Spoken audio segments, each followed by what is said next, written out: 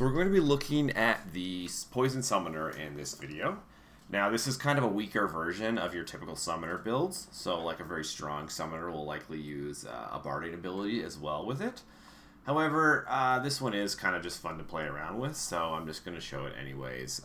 But it can definitely still get the job done, and it can do a lot of damage. So with that being said, a little bit of an introduction to the summoner. There's going to be 6 critical skills in this build, and you have 4 critical skills and up to 5 critical skills to actually build a proper summoner in Shards of Britannia. So those are going to be Animal Lore, Spirit Speak, Magery, and generally Meditation. Now, you don't necessarily need Meditation, but you're going to have a really rough time because summoners do use a lot of mana, so I almost want to say it's necessary to have Meditation on this one. The 5th skill, which you're going to see is not actually in my build, is Veterinary, and that's just so you can actually heal your summon pet.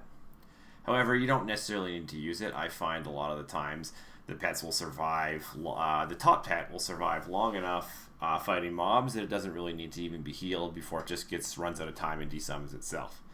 So, a little bit further of an introduction to the summoner class in Shards of Britannia. Now, you're probably used to having the circulate summons in your regular UO servers, like Air Elemental, Earth Elemental, Summon Demon, etc. However, Shards of Britannia takes a little bit further, and they have a Summoner's Tomb, and these have a new set of summons that you can use. And the one in particular is going to be the Dark Guardian. This is the final tier one, and it also requires you to have GM Animal Lore and GM Spirit Speak in order to use it. And that's the reason you're going to see Animal Lore in this build, and why it's so critical to have Animal Lore in this particular build. So, a little bit about the specific skills and what they do. So Animal Lore, not only does it unlock the Dark Guardian, but it also adds another minute duration to all of your summons. Spirit Speak is the same thing.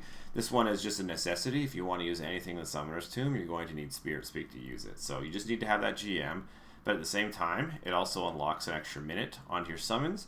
And also at GM Spirit Speak, if you bless your summons, they have a 95% chance to resist Dispel from a monster casting a spell or a player casting a spell, which is significant. It is a significant amount. If you do not have Bless up, your pets or your summons are going to get dispelled very quickly. And then Magery is also, you just need to have that. It's a requirement in order to cast anything in the Summoner's Tomb. And then, like I said before, Meditation, just because you're going to be using a lot of mana. Now, the 5th one is Veterinary, and you're going to notice it's not in here because this is a little bit of a different build than normal. Veterinary will allow you to heal your summons, and it'll also give you a 25% bonus to their HP and an extra minute. So in total, if you have a summoner's, all 5 of the skills, and you also have a Mystic Spellbook that has the increased summon duration, you're looking at 5 minutes for your summons to be up, which is a very long time in this game.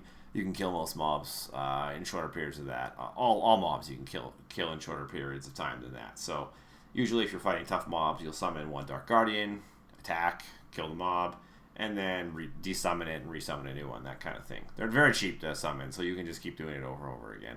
You can see they only cost 4 regs, and you get a very powerful spell out of that.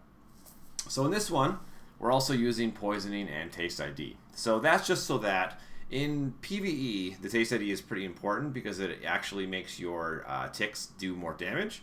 Your poison ticks do more damage, and having Poisoning just increases your poison from, say, a regular poison up to a deadly poison. So both of those are kind of fun. A lot of the mobs in this game can be poisoned, but you just need to know which ones those particular are, because if you're trying to fight a mob that's immune to poison, then this build really doesn't work, and you just have to pick something else.